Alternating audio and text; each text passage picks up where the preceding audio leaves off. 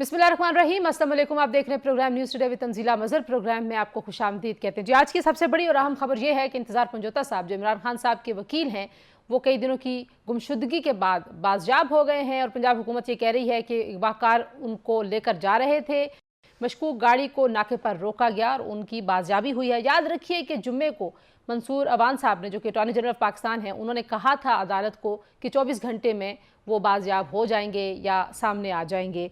जो हालत थी उनकी वो तशवीशनाक थी। उसको देखकर ज़ाहिर रियासत पर एक बड़ा अहम और बड़ा जो सवाल है वो उठता है कि इस तरह से शहरी कैसे गुमशुदा हो सकते हैं, कैसे अगवा हो सकते हैं, और उम्मीद करते हैं कि अगवाकारों को जल्द पकड़ा जाएगा। इंतज़ार पंजोता साहब ने भी यही बयान दिया है कि उनको 2 करोड़ रुपए के तावान के एवज अगवा किया गया था। दूसरा मामला जनाब PIA की निजकारी के बाद से हम देख रहे हैं, एक तरफ अली अमीन गंडापुर साहब ने कहा कि हम खरीद लेते हैं, और अब खबरें आ रही हैं कि मरियम बीबी भी चाहती हैं कि हम खरीद लेते हैं PIA। एक सूबे के पास यूनिवर्सिटियों को फंड देने के पैसे नहीं है, ज़मीनें बेचना चाहते हैं। दूसरा सूबा स्कूलों को प्राइवेटाइज करना चाहता है क्योंकि उनके पास फंड्स नहीं है स्कूल चलाने के लिए। अगरचे आइन में हमने प्राइमरी तक मुफ्त तालीम रियासत की जिम्मेदारी मानी हुई है, लेकिन अच्छी बात है अगर दोनों के पास PIA को खरीदने के पैसे हैं तो ये एक अच्छी पेशरफ्त है। और फिर निजकारी के वजीर ने आज कहा, अलीम खान साहब ने, कि मेरा काम नहीं है PIA को ठीक करना। बिल्कुल दुरुस्त बात है, उसूली तौर पर उनका काम नहीं है, लेकिन जो निजकारी का पूरा प्रोसेस था उसको ठीक तरीके से करना यकीनन निजकारी की जो वजारत है और कमीशन है उसकी जिम्मेदारी थी। वो जिम्मेदारी अलीम खान साहब को ज़रूर कबूल करनी चाहिए, वरना इतनी जो सुबकी हुई है रियासत पाकिस्तान की और हुकूमत की वो ना होती जिस तरह से वो बोली लगाने का पूरा अमल हुआ। तो आज के प्रोग्राम में बहरहाल हम इन इशूज़ पे बात नहीं कर रहे जी। आज हम बात करें जस्टिस याया अफरीदी साहब, जो एक नया बाब है अदलिया की कहानी में और अदलिया की तारीख में। उनका पहला हफ्ता कैसा गुजरा, उस हफ्ते का जायज़ा लेने की कोशिश करेंगे। बड़े अहम उन्होंने इकदाम किए हैं। काजी फायज़ा साहब की तरफ से जो इकदाम थे, जिनको देखा जा रहा था कि शायद जस्टिस मंसूर और जस्टिस मुनीब अख्तर साहब के साथ उनकी दूरियां और फासले बढ़े हैं, अदालत की तकसीम बढ़ रही है, उसको उन्होंने अनडू करने की कोशिश की है। और फुल कोर्ट का इजलास भी हुआ है। अब सुप्रीम जुडिशल काउंसिल का इजलास भी 5 नवंबर को तलब किया गया है।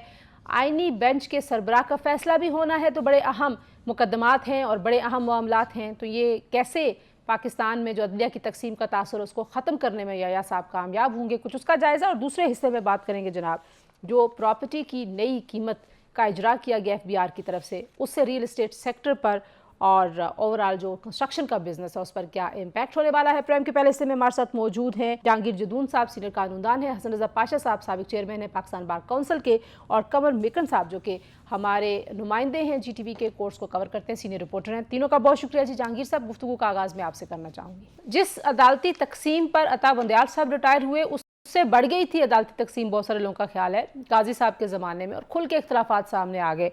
अब याया अफरीदी साहब ने आने के बाद बहुत सारे ऐसे काम किए हैं जो काजी फायज़ा साहब ने किए तो उनको रिवर्स किया है। और उसमें बड़ा वाज़े तौर पर नज़र आता है कि जो सीनियर तरीन 2 जजेस हैं, जिनको सुपरसीड भी उन्होंने किया, जस्टिस मंसूर अली शाह साहब और मुनीब अख्तर साहब, उनको वो एक तरह से राज़ी करने के लिए या उनके साथ जुड़े हुए मामलात हैं उसमें बड़ी फ्लेक्सिबिलिटी दिखा रहे हैं और स्पेशल एफर्ट कर रहे हैं। तो आपको लगता है कि इन एफर्ट्स का कोई नतीजा अच्छा नजर आएगा अदलिया की हद तक? बहुत शुक्रिया। देखें, काजी फायज़ा जब चीफ जस्टिस थे, उसके 2 रोल थे बेसिकली, एज ए जज of supreme court, as a chief justice of supreme court. तो अगर उसके दोनों रोलों को एनालाइज किया जाए बिल्कुल फेयरली, तो बहुत डिफरेंट थे दोनों। जब वो जज थे सुप्रीम कोर्ट के, उनका कोई माइंड सेट ऑफ माइंड कुछ और था, वो कुछ और सोचते थे। तो जब वो चीफ जस्टिस बने तो वो टोटली चेंज हो गए। उन्होंने मतलब पहले 2-4 महीने तो काम किया, लेकिन उसके बाद जो है ना, फिर वो जो जिन असूलों पे खुद कारबान थे उनको ख़त्म कर दिया। उन्होंने कोई फंडामेंटल राइट का इशू नहीं उठाया। उन्होंने कोई मतलब एक पॉलिटिकल पार्टी को अपने इंतकाम का निशाना बनाया, इसमें कोई शक नहीं है। अगर आप ठीक है, उन्होंने इनके साथ ज्यादती की, उन्होंने टीम के खिलाफ रेफरेंस भेजा, लेकिन तमाम बारें उनके साथ उस खड़ी होगी। और जो आखिर में ये लात पहुंचा है कि जो उनके जाती वकील थे, जो वकील वो प्रोफेशनली उनके केस में पेश होते, वो भी उनके मतलब खिलाफ हो गए। वो भी कह रहे थे कि ये काम सही नहीं कर रहे। तो उनका तो टोटली डिफरेंट रोल है। आप उनको किसी भी तरह ये अफरीदी से कंपैरिजन नहीं कर सकते, कोई मैच ही नहीं है उनका और ये अफरीदी का। ये अफरीदी साहब देखें, एक पहली बात तो ये कि दोनों सीनियर जजों ने उनको as a chief justice accept किया, तो बड़ी बात है कि क्योंकि जो गवर्नमेंट है या कुछ हल्के ये एक्सपेक्ट कर रहे थे कि जो ही इनको तीसरे नंबर से उठाएंगे तो हो सकता है ये दोनों रिजाइन कर जाएं। तो उन्होंने बड़ी बुर्दबारी के साथ, बड़ी खंदा पेशानी के साथ उनको एक्सेप्ट किया है कि ठीक है, अगर सीनियरिटी का प्रिंसिपल या जो भी आनी तरमीम फिलहाल हुई है तो उसमें अगर ये भी चीफ जस्टिस बनते हैं, उनको एक्सेप्ट किया है। तो फिर उनकी भी जो बातें थी, उन्होंने जितने भी काजी फायज़ा ने एक जाती वेंडेटा के साथ एक सीनियर प्यूनी जज के साथ इस तरह का सलूक नहीं होता जिस तरह काजी फैसला करते रहे। वो देखें ना, जो सलूक उनके साथ होता रहा है वही आगे उन्होंने फिर सीनियर प्यूनी जज के साथ किया है। हालांकि इनका कंडक्ट मंसूर शाह का और काजी फैसला के कंडक्ट में भी जमीन आसमान का फर्क है। वो तो अपने जेब से निकाल लेते थे कि ये मुझे रात को व्हाट्सएप आया, इसका क्या करेंगे। तो एक मतलब कि कई जगह बेंचों में उन्होंने बड़ा ठीक है, आप कहते हैं कि अब जो उठ जो के खड़े हो पर्सनल गए। वेंडेटा था उसको रिवर्स करें अब या अफरीदी साहब, तो उसका जी जी, असर तो अच्छा है। उन्होंने एक तो कमेटी बहाल हो गई है, दूसरा उन्होंने जो एडीआर के चेयरमैन थे मंसूर शाह साहब, उनको भी बहाल कर दिया है। बाकी छोटी मोटी चीजें हैं, रिसर्चर इधर आ गया ना आया, उससे कोई फर्क नहीं पड़ता। लेकिन मेन बात ये थी कि प्रैक्टिस एंड प्रोसीजर एक्ट की जो कमेटी थी उसमें उनकी बहाली जो है बड़ी बात थी, जस्टिस मुनीब की थी। उन्होंने जो क्यों बेसिक एक्ट ये बना था कि 3 सीनियर मोस्ट जज होंगे। तो अब हम उम्मीद करते हैं कि इंशाल्लाह सुप्रीम कोर्ट जो है इकट्ठी होगी। लेकिन मुझे एक जो मेरा खदशा है वो ये है कि अगर आईनी बेंच का कोई सर्वा ऐसा जज बना दिया गया जिसका मेंटल या इंटेलेक्ट लेवल उस आइन की इंटरप्रिटेशन को नहीं समझता होगा, तो क्योंकि इस 26 तरमीम जो तरमीम हुई है अच्छा, इससे मैं बहुत बड़ा कॉन्स्टिट्यूशनल फर्क। बेंच की तरफ आती हूँ अलग से कि इसमें ज़ाहिर है कुछ एक खबरें तो ये आ रही हैं कि जस्टिस जमाल बंदोखेल साहब के हवाले से कहा जा रहा है कि वो बड़े फेवरेट हैं। उसकी रीज़न क्या है कुछ वो भी हम अपने रिपोर्टर से भी पूछेंगे। लेकिन हसन रज़ा पाशा साहब, क्या अदालती तकसीम का दौर अब ख़त्म हो गया है और ये माना जाए, क्योंकि अब पाकिस्तान तहरीक इंसाफ जो वैसे 26वीं आईनी तरमीम के खिलाफ एहतजाज कर रही है, लेकिन याया अफरीदी साहब को उन्होंने कहा हमने दिल से कबूल कर लिया कि वो सुप्रीम कोर्ट के चीफ जस्टिस हैं और कह रहे हैं जी कि वो आइन पर यकीन रखने वाले चीफ जस्टिस हैं। हुकूमत भी ये कह रही है कि हमें अब कोई मसला नहीं है, जिसको मर्जी बना दें आइनी बेंच का भी सरबराह, क्योंकि हमें पता है अब जो चीफ जस्टिस हैं वो आइन की बालादस्ती पे यकीन रखते हैं और किसी को फेवर नहीं करेंगे। यानी कि एक तरह से हर तरफ से ये उम्मीद जाहिर की जा रही है या अफरीदी साहब की ज़ात से कि वो सिर्फ रूल ऑफ लॉ को ही देखेंगे और किसी चीज़ को नहीं देखेंगे। देखें, जिस वक्त चेंज ऑफ कमांड होती है और जो सरबराह है किसी इदारे के वो चेंज होते हैं, तो फिर वो अपनी मर्जी के मुताबिक अपने पसंदीदा लोगों को लेके आते हैं मुख्तलिफ सीट्स पे, और उनके जो उनकी नज़र में ज़्यादा कॉम्पिटेंट होते हैं। मेरा ख्याल है कि ये जो रूटीन के मुताबिक जो ट्रांसफर पोस्टिंग्स हैं सुप्रीम कोर्ट ऑफ पाकिस्तान में, इसको नेगेटिव नहीं लेना चाहिए। आप हिस्ट्री उठा के देख लें, जब भी कोई नया चीफ जस्टिस आता है वो अपना रजिस्ट्रार लेकर आता है, अपनी सारी टीम साथ लेकर आता है, सेक्रेटरी अपने लेकर आते हैं। तो मैं समझता हूँ कि इसमें कोई एक्स्ट्रा ऑर्डिनरी बात नहीं है जिसको इशू बनाया जाए, और इशू बनाना भी नहीं चाहिए। नहीं, हम कोई तो भी ये कह रहे हैं कि जो काजी फायज ईसा साहब ने जो चीज़ें की या अफरीदी साहब उनको रिवर्स कर रहे हैं और अपने ब्रादर जजेस के साथ अपने ताल्लुकात को बेहतर करने की कोशिश कर रहे हैं। हम तो तारीफी अंदाज में इसको डिस्कस करना चाह रहे हैं कि बड़ी उसका इम्पैक्ट क्या इम्पोर्टेंट देखते हैं आप। मैं देखिए, बड़ी इंपॉर्टेंट बात है कि जब जस्टिस काजी फाइज साहब अब रिटायर हो रहे थे और उसके बाद नए आने वाले चीफ जस्टिस, उनके लिए बड़े चैलेंजेस थे, और उन्होंने उससे नबुर्द आजमा होने के लिए सबसे पहला जो काम करना था, और हमारा भी यही मुतालबा था, और प्राइवेटली भी हमने उनसे रिक्वेस्ट की थी, और पब्लिकली भी हमने ये कहा था कि आप फुल कोर्ट मीटिंग बुलाएं। ये जो आप देख लें कि जब से फुल कोर्ट मीटिंग बैठी है और अब दोबारा भी बैठना है उन्होंने, तो खत किताबत का सिलसिला खत्म हो जाएगा, और वो तमाम जजेस आए भी और तमाम जजेस ने अपने राय का भी इजहार किया, अपने अपने अपनी तजावीज भी दी, और चीफ जस्टिस साहब ने कमाल शफकत का मुजाहरा करते हुए उन पे अमल दरामद भी किया। तो क्या क्या वजह है कि वो क्यों ना करते, जब सारे जजेस उन पे एतमाद का इजहार कर रहे हैं। और कुछ लोगों को अगर ये एक्सपेक्टेशन थी कि 2 सीनियर तरीन जजेस रिजाइन करके चले जाएंगे, वो उनकी एक्सपेक्टेशंस पे पूरा नहीं उतरे और उन्होंने इस सिस्टम का हिस्सा रहना पसंद किया, तो मैं समझता हूँ कि ये उनका बड़ापन है। और नहीं, ये हमने खैर हमने कोई जाहिर है आप भी हमारे प्रोग्राम्स में आते हैं, हम या मीडिया या लोग जो हैं वो इस राय का जो तासुर बना है वो इस वजह से नहीं बना कि जजेस ने अपने इख्तलाफी नोट लिखे हैं। वो तासुर तो इसलिए बना कि जजेस ने खतूत लिखे एक दूसरे को। कमर अब हम सोचें कि खत किताबत का सिलसिला अब उस तरह से ख़त्म हो जाएगा और आपस में बैठ के बातचीत करने का माहौल है, और ओवरऑल सुप्रीम कोर्ट के अंदर जो तब्दीलियाँ हुई हैं या अफरीदी साहब के आने के बाद उनको आप, क्योंकि आपने बंदयाल साहब का भी ज़माना देखा है, वो भी ज़रा पॉलिटिकली बहुत ज़्यादा एक मोटिवेटेड किस्म के हालात थे, काजी फायजा साहब के ज़माने में भी यही था। अब कैसे हालात नज़र आ रहे हैं आपको? बहुत जी शुक्रिया। बिल्कुल, बहुत ही देखिए, अगर हम इसको कंपेयर करें पिछले 2 जो अदवार गुज़रे हैं, काज़ी फ़ाइज़ ईसा साहब का और बंदयाल साहब का, तो वो बहुत सारे केसेस को लेकर जो पॉलिटिकली मोटिवेटेड जो चीज़ें थी वो बहुत सारी देखने को हमें मिली हैं। और बंदयाल साहब के दौर में एक मख़सूस जमात थी और उसके हामी जो हुकूमत में बाद में आए पीडीएम की सूरत में वो तनकीद करते हुए नज़र आए। और साबिक चीफ जस्टिस काज़ी फ़ाइज़ ईसा साहब के दौर में वो खुश नज़र आए और अपोज़िशन यानी तहरीक इंसाफ समेत जो बाकी एक आध पार्टी अपोज़िशन में इस वक़्त है वो तनकीद करते नज़र आए।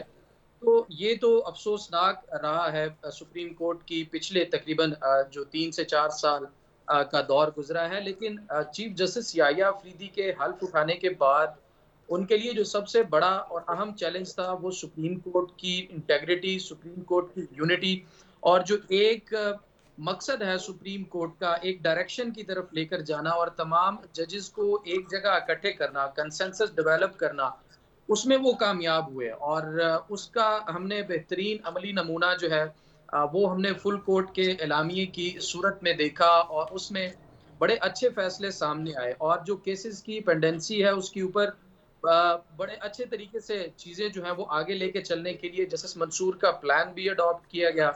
इन चीज़ों को मद्देनज़र रखें तो पिछला जो 1 हफ्ता चीफ जस्टिस याह्या अफ़रीदी साहब का सुप्रीम कोर्ट में गुज़रा है, अगर हम सिर्फ 1 हफ्ते का एनालिसिस करें तो 8 अदालतें एक्टिव थीं, 8 कमरा अदालत जो है उसमें रोज़ाना की बुनियादों पर 30 केसेस की समाअत हुई।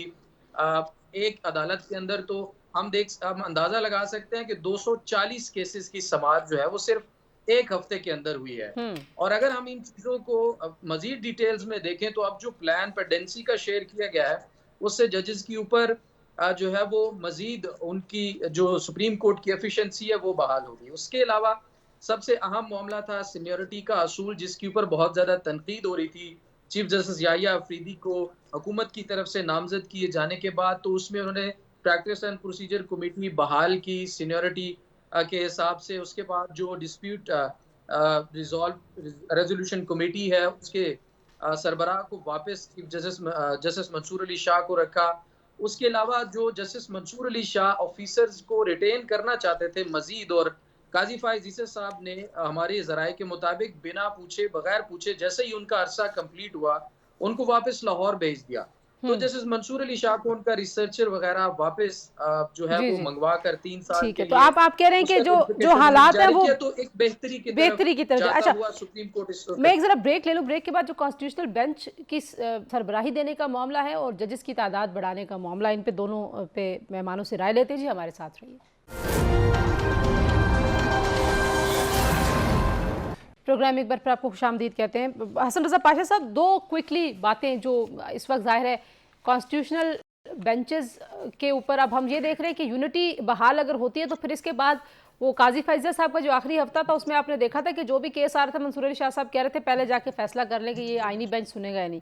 तो ये सदारत कितनी मैटर करती है किस जज को दी जा रही है। जहांगीर साहब ने तो ज़ाहिर है वो इंटेलेक्चुअल और इंटेग्रिटी की बात की है। इंटेलेक्ट लेवल होना आइन के मामलात में बहुत ज़रूरी है, मेरा ख्याल है कानून के मामलात में भी बहुत ज़रूरी है, बगैर इंटेलेक्ट के पॉसिबल नहीं है। देखें जी, ये डिसीजन तो जुडिशल कमीशन ऑफ पाकिस्तान ने लेना है और वो किसके हुमा किसके सर बैठता है, कौन सरबराही करता है कॉन्स्टिट्यूशनल बेंच का, वो अभी मुख्तलिफ बातें आ रही हैं। जस्टिस अमीनुद्दीन खान साहब का भी नाम आ रहा है, जस्टिस मंदो खेल साहब का भी नाम आ रहा है, लेकिन एक चीज़ बहरहाल तय है कि जो भी सरबराह होंगे वो अमंगस्ट सीनियर जजेस होंगे जो मौजूदा सुप्रीम कोर्ट ऑफ पाकिस्तान है। और दूसरी बात, जहाँ तक सीट्स के इजाफे का ताल्लुक है, अगर सीट में इजाफा नहीं किया जाता तो फिर जुडिशल कॉन्स्टिट्यूशनल बेंच को उसको फॉर्मुलेशन जो है उसकी तो फिर फायदे ही कोई नहीं है, क्योंकि जिस एनोलॉजी पे आपने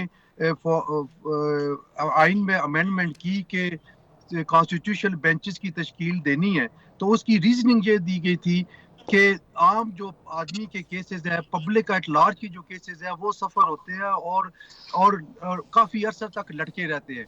तो उनकी डिस्पोजल के लिए ज़रूरी है कि जो जजेस साहबान कॉन्स्टिट्यूशनल वर्क करते हैं वो सिर्फ वही काम करें और बाकी जजेस साहबान वो जो criminal, civil appeals, revisions, CPLA, तो CRPLA, जजेस जो की भी है। तादाद बढ़ाने से आपको लगता है कि अब जाहिर है वो भी एक सियासी तौर पर तो वो भी एक फड्डा लग रहा है कि किसको जज लेके आना है, आपने अपनी मर्जी के लोगों को लगाना है, कैसे लगाना है?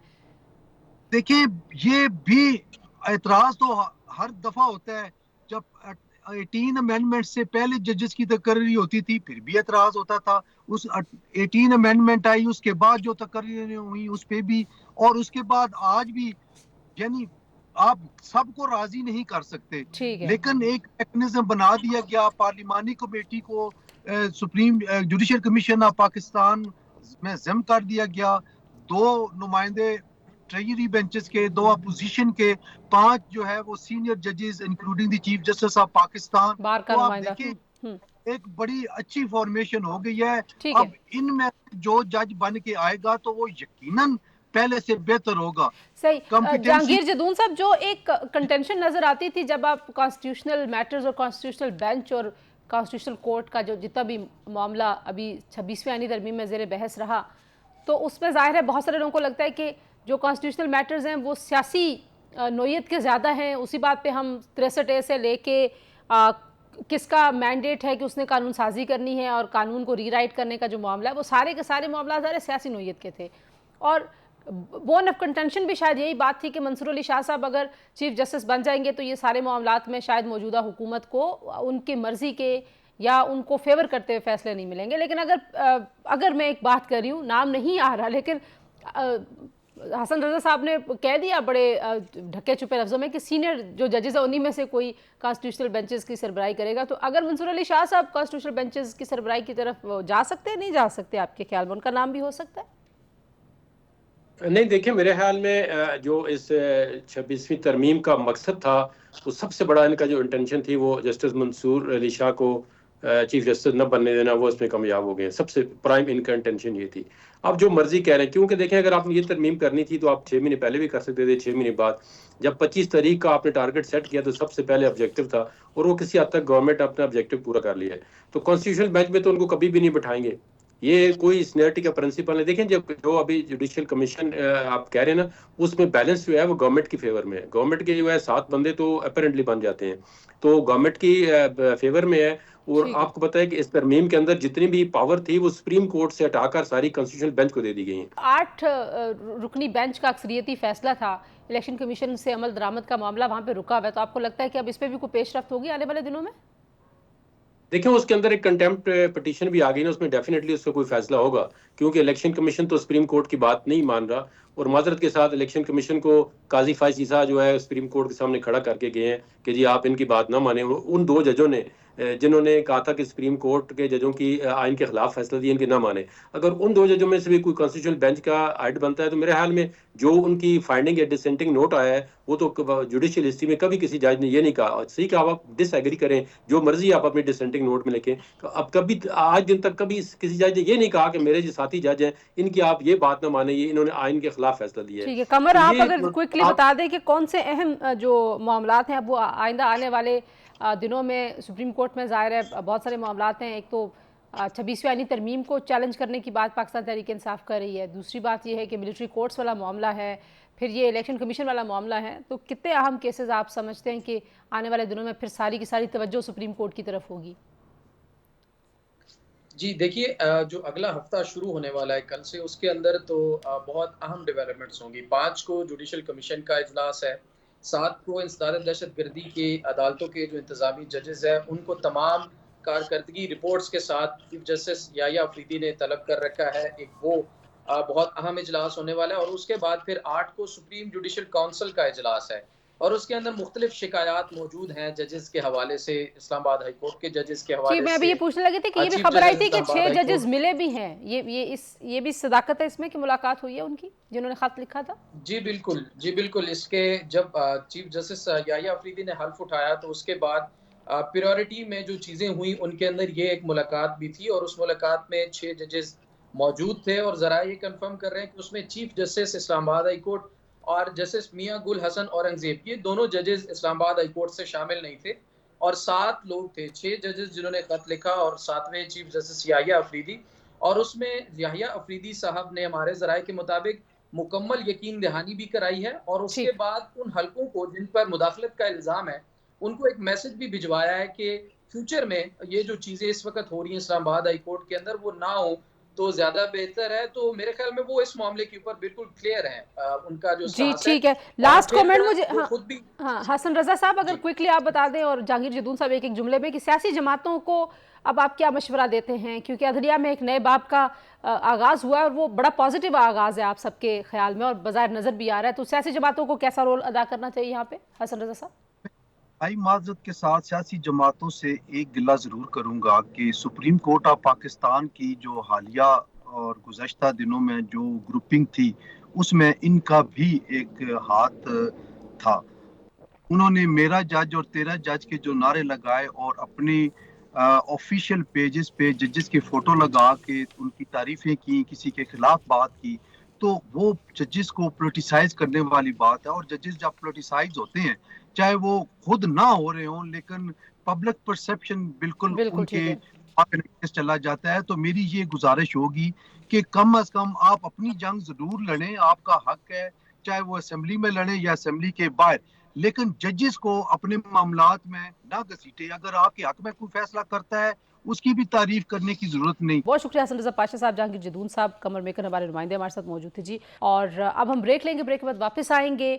जो एफपीआर ने प्रॉपर्टी के सरकारी रेट्स का नोटिफिकेशन जारी किया है उसका क्या इम्पैक्ट होगा मार्केट पे, कुछ उसका जायजा लेंगे। ब्रेक के बाद हमारे साथ रहिए। प्रोग्राम में एक बार फिर आपको खुशामदीद कहते जी। बात करेंगे 56 बड़े शहरों में प्रॉपर्टी के नए रेट्स, नई कीमत जो है वो हुकूमत की तरफ से सरकारी रेट्स जारी कर दिए गए हैं और हुकूमत ये दावा करती है कि ये जो बड़े रियल एस्टेट के एसोसिएशंस हैं, बिल्डर्स हैं और डेवलपर्स हैं, उनके साथ मुशावरत से ये काम किया गया है। इस दावे में कितनी सदाकत है और ये जो नए रेट्स हैं इनका क्या इम्पैक्ट आएगा मार्केट पे। एहसन मलिक साहब हमारे साथ मौजूद हैं, तजियाकार हैं, बहुत शुक्रिया। हसन बख्शी साहब हमारे साथ मौजूद हैं, चेयरमैन हैं आबाद के। बख्शी साहब, आपसे ही गुफ्तगू का आगाज़ करना चाहूँगी, क्या इम्पैक्ट आप देख रहे हैं? एक तो जितने फोल्ड्स ये कीमत बढ़ाई गई है, जितनी ज़्यादा इस कदर में इजाफा किया गया है, उसके हवाले से भी बताइए, और क्या आप लोगों से मुशावरत की गई थी? जी, बिस्मिल्लाहिर्रहमानिर्रहीम। सबसे पहले आपका शुक्रिया। जब ये रीवैल्यूएशन का काम हो रहा था, एफबीआर कर रही थी, तो उन्होंने हमसे मुशावरत की थी, यानी आबाद से मुशावरत की थी। सबसे पहले वैल्यूएशन आई लाहौर की। हमने लाहौर के अपने मेंबर्स से पूछा तो हमें एक अच्छा पॉजिटिव फीडबैक मिला कि कोई ऐसा परेशान कुन चीज नहीं है। उसके बाद हमारे पास इंटीरियर सिंध की वैल्यूएशन आई, तो वहां से भी हमें अच्छा फीडबैक मिला, क्योंकि आबाद के ऑफिसेस पाकिस्तान के हर हिस्से में हैं, कराची में हैं, लाहौर में हैं, इंटीरियर सिंध में हैं। फिर वैल्यूएशन जो बहुत अच्छी रही वो गवादर की रही, और गवादर में पहली बार पाकिस्तान में मैंने देखा कि 70-80% वैल्यू डिक्रीज की गई, क्योंकि गवादर की मार्केट भी डिक्रीज हो गई थी। ठीक है। तो जो चीज अप्रिशिएबल है वो उसको अप्रिशिएट करना चाहिए। फिर आई कराची की भी बेशतर वैल्यूएशन सही है, पर चंद इलाकों में मैं समझता हूँ कुछ गलती हुई है, जिसके लिए मैं कल उनको लिख के भेजने वाला हूँ और उम्मीद ये करता हूँ कि वो चीजें सही हो जाएगी। जैसे कराची में नेवी हाउसिंग स्कीम है, अस्करी हाउसिंग स्कीम है जी। वहां पर 50,000 रुपए जमीन थी, मिसाल दे रहा हूँ, तो अब उन्होंने 50,000 रुपए स्क्वायर फुट कर दी है, जो कि 4.5 लाख रुपए गज हो गई है। सो 600-700 टाइम उन्होंने बढ़ा दी है। मैं कल उस पर उनको लिख के भेज रहा हूँ। इस्लामाबाद और पिंडी की वैल्यूएशन जब हम गए थे और हमारे साथ एहसान मलिक साहब भी थे, तो हमने देखी, हमारे दोस्तों के साथ हम गए थे, तो वहाँ की वैल्यूएशन में हमें जब भाई लोगों ने भी उन्होंने देखी तो कुछ शिकायत आ रही थी। तो हमने किया रिक्वेस्ट की चेयरमैन साहब से कि इस्लामाबाद और पिंडी की ट्विन सिटीज की वैल्यूएशन को रोकें और लोकल जो स्टेक होल्डर्स हैं उनसे मुशावरत करें और उनको ऑन बोर्ड लेने के बाद आप ये वैल्यूएशन अनाउंस कीजिए, ताकि वैसे कारोबार स्लो डाउन है, चीजें तकरीबन रुकी हुई हैं, सो और नीजक रिएक्शन नहीं आया कि चंद पॉकेट्स में पाकिस्तान में काम हो रहा है थोड़ा बहुत, ऐसा नहीं वो भी बंद हो जाए, ठीक है। तो रेवेन्यू का भी नुकसान होगा, इकोनॉमी स्लो डाउन मजीद होगी, और एक थोड़ी जो एक्टिविटी होती है ना वो भी अच्छा, मैं इस पे वापस आती हूँ कि इसका और इम्पैक्ट आप क्या देखते हैं, क्योंकि बहुत सारे लोग कहते हैं कि पॉलिटिकल इम्पैक्ट भी होता है इस तरह के फैसलों का। लेकिन एहसन मलिक साहब, मकसद हुकूमत ये कह रही है कि जायदादों पर टैक्स वसूलियों में इजाफा करना है। आपको लगता है कि ये जो टैक्स वसूलियों के लिए हमने जो एक पैराडाइम अब हम बना रहे हैं, ये ठीक सिमत में जा रहा है? क्योंकि अब कुछ जगहों पे तो 5% अगर इजाफा हुआ है किसी प्रॉपर्टी की वैल्यू में, तो वो मार्केट की 80% के बराबर आ गई है। बिस्मिल्लाहिर्रहमानिर्रहीम। तंजीला, बेसिकली मुझे तो इख्तलाफ है इस चीज़ से कि FBR की ये डोमेन ही नहीं होनी चाहिए, क्योंकि ना उनके पास क्वालिफाइड और ट्रेंड स्टाफ है जो इसकी प्रॉपर्टी की प्रॉपर वैल्यूएशन कर सके। ये डोमेन है बोर्ड ऑफ रेवेन्यू की, जहाँ पे प्रॉपर मैकेनिज्म और फील्ड स्टाफ अवेलेबल होता है। बाय एंड लार्ज, जैसे हसन बख्शी साहब ने कहा कि हमारी जो रियल स्टेट कम्युनिटी है उसने इसको डाइजेस्ट कर लिया। FBR ने ये वैल्यूएशन की IMF के प्रेशर से। एक्चुअली ये 2.5-3 साल के बाद हुई होनी, ये एवरी ईयर है, बजट के साथ लिंक होनी चाहिए। ये नहीं है कि बजट गुजर चुका हो और आप उसके बाद दोबारा इम्पैक्ट डालें मार्केट में नेगेटिव। बट अभी ये है कि क्यों नेगेटिव इम्पैक्ट आएगा ये समझाएं। बेसिकली ऑलरेडी हमारी मार्केट को इस गवर्नमेंट ने अंडर स्ट्रेस रखा हुआ है। मतलब इतनी हैवी टैक्सेशन अनाउंस हुई इस बजट में कि मार्केट में 90% बिजनेस खत्म हो गया। जब आपके मुल्क का वज़ीर आज़म ही टीवी स्क्रीन पे आके कहेगा कि हमारी दफा तैयारी नहीं थी, हम नेक्स्ट टाइम इससे ज्यादा टैक्सेशन करेंगे, तो कोई रियल एस्टेट में इन्वेस्टमेंट क्यों करे? बट अभी एक पॉजिटिव एक स्टेप ले रही है ये गवर्नमेंट, और शायद उनको ये एहसास हुआ है कि हमारे इन मेजर्स की वजह से बड़े कैनवस पे तो शायद आपने कामयाबी ले लिया, IMF प्रोग्राम ले लिया, आपने डॉलर को रोक लिया, लेकिन मार्केट को आपने, लेकिन मुल्क में इकोनॉमिक एक्टिविटी नहीं हो रही है। तो उसके लिए कंस्ट्रक्शन पैकेज पे बातचीत हो रही है और उसको डिज़ाइन किया जा रहा है कि लोगों को जो प्रॉपर्टी होल्डिंग्स हैं जिनके पास, उनको वैल्यू एडिशन करवाई जाए उनसे, वो कंस्ट्रक्शन की तरफ आएँ। तो उसमें देखते हैं कि वो उसमें कैसे विन विन सिचुएशन बनती है। बट उसके साथ पैरेलल अभी जो प्रॉब्लम चल रहा है वो ये कि पिछले क्वार्टर का भी टारगेट FBR से अचीव नहीं हुआ, इस अक्टूबर का भी नहीं हुआ, कुछ 200 बिलियन का है।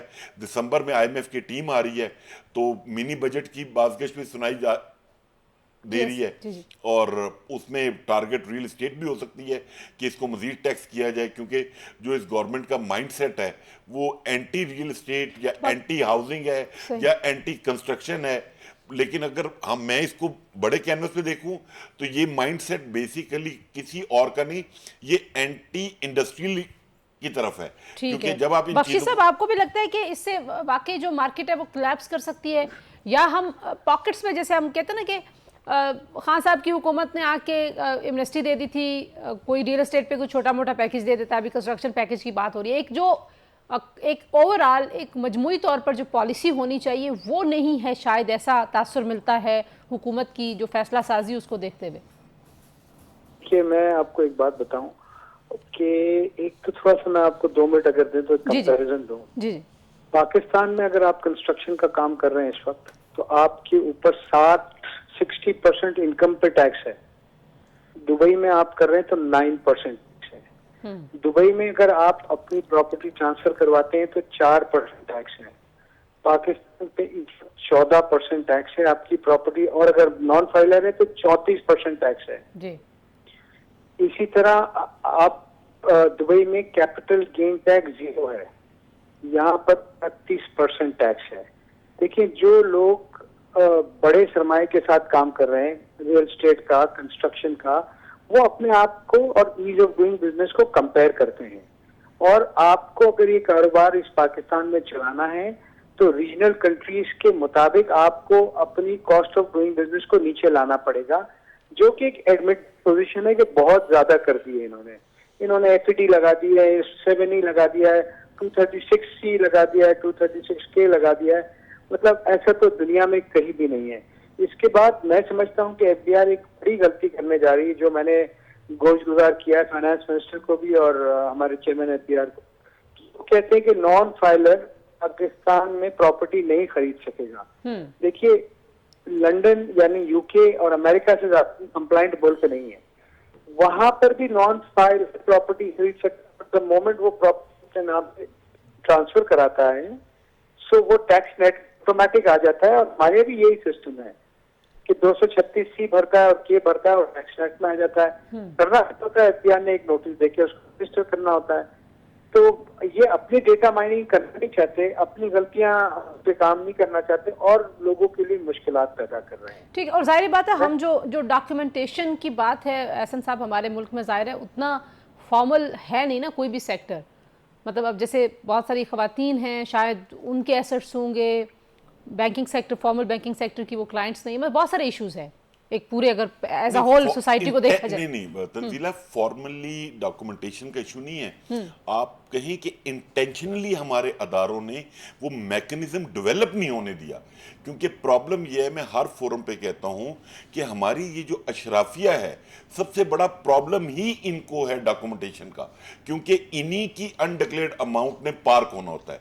जो बिजनेसमैन कम्युनिटी है जो पहले टैक्स पे कर रही है, उसके पास तो कोई इशू ही नहीं है कि उस मतलब जब वो टैक्स पे कर देता है तो वो तो आपके एफबीआर के नेट में चला गया है। अब अगर आपके पास ये मैकेनिज्म नहीं है कि आप उससे क्वेश्चन कर सकें कि भाई आपको रेवेन्यू या फंड कहां से जनरेट किया है, तो वो तो नालायकी है एफबीआर के पार्ट पे। क्या ऐसा काम करें दोनों से? आपसे मैं क्विकली आखिरी बात पूछ लूं। पहले एहसन साहब आप बता दीजिए कि जिससे ये रियल एस्टेट की जो मार्केट बिल्कुल रुकी हुई है। कुछ लोगों ने, जाहिर है बड़े लोगों की बात नहीं करती, लेकिन जो घरेलू लोग हैं, नौकरी पेशा, उन्होंने भी अगर कोई प्लॉट्स लिए हुए थे तो उसकी कीमत इतनी नीचे चली गई है कि ना वो उसको बेच सकते हैं, ना उस पर घर बनाने के लिए अब जो हालात है मुआशी वो हैं। तो ये मार्केट कैसे तेज होगी, क्या करना चाहिए हुकूमत को? हुकूमत को अभी जो बेसिकली ये जो कंस्ट्रक्शन पैकेज डिजाइन हो रहा है, इसमें ऐसे ही लोगों को रिलीफ देने की कोशिश की जा रही है कि वो लोग कंस्ट्रक्शन करें अपने प्लॉट के ऊपर और एक थोड़ा सा पॉजिटिव मैसेज जाए गवर्नमेंट की तरफ से।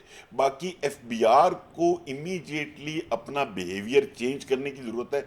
उसको कंसल्टेशन करके हर सेक्टर के साथ आपको पॉलिसी लेकर आनी चाहिए। मैं तो यहां तक कहूंगा कि अब नवंबर आ गया है, आप अभी से अगले नेक्स्ट बजट की कंसल्टेशन स्टार्ट करें, हर सेक्टर को बुलाएं और उनसे सजेशंस लें और उनके मुताबिक बजट को लेकर चलें। बख्शी साहब, आप कैसे देखते हैं रियल एस्टेट और कंस्ट्रक्शन दोनों बिजनेसेस? अब रियल एस्टेट बिलखुसूस बहुत लो है, काफी अरसे से लोग रुके हुए हैं और इंतजार कर रहे हैं क्योंकि मार्केट पे पैसा है नहीं, सर्कुलेशन ऑफ मनी है नहीं।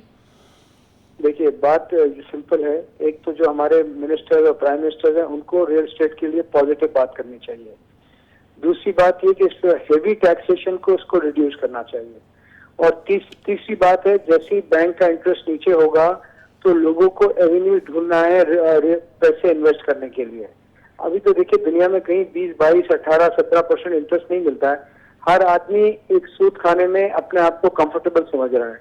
पर 2-4 महीने में जैसे ये चीजें नीचे होंगी, गवर्नमेंट ने आज ही पॉलिसी ऐसी बनानी चाहिए, लॉन्ग टर्म टैक्स पॉलिसी बना के देनी चाहिए कि भाई 10 साल के लिए ये पॉलिसी होगी, ताकि जिसने भी अभी पोजीशन लेनी है, चाहे वो छोटा इन्वेस्टर हो या बड़ा इन्वेस्टर हो या कंस्ट्रक्टर हो या बिल्डर हो या डेवलपर हो, वो उस पॉलिसी को देखते हुए अपनी इन्वेस्टमेंट की अलाइनमेंट करे।